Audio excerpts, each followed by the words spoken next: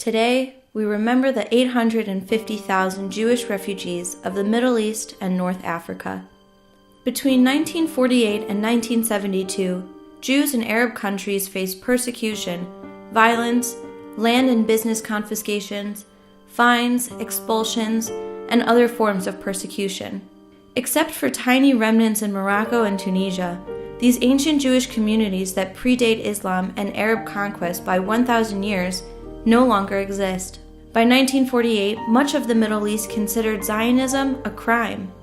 Jews across the Middle East were oppressed, expelled, even murdered solely for being Jewish. In Syria, Jews were forbidden to leave the country or move from their neighborhoods. A permanent curfew was imposed on them, and Jewish businesses were boycotted. In Iraq, Jews were forced to carry ID cards. Their land was confiscated. During World War II, pro-Nazi Arab nationalists took over the government and instigated a murderous riot called the Farhud, killing 180 Jews. After 1948, most Jews were expelled and stripped of their citizenship. In Libya, in 1945, a riot erupted, killing 70 Jews. They were stripped of their civil rights, and in 1970, all their land was seized by the state. In Morocco, Jewish schools were destroyed, while many Jews were murdered. In Yemen, Jews were not allowed to build houses higher than Muslim houses, or even to speak loudly in their presence.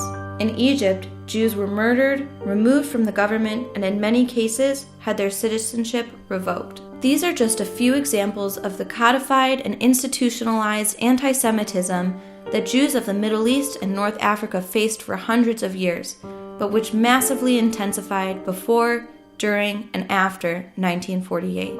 Those Jews from Arab countries were not expelled or murdered, they were forced to flee.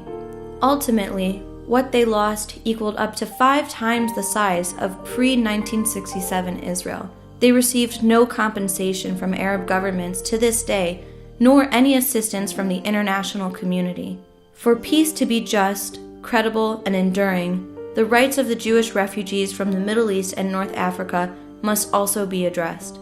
Today, we remember their struggle, their legacy, and their fight to survive.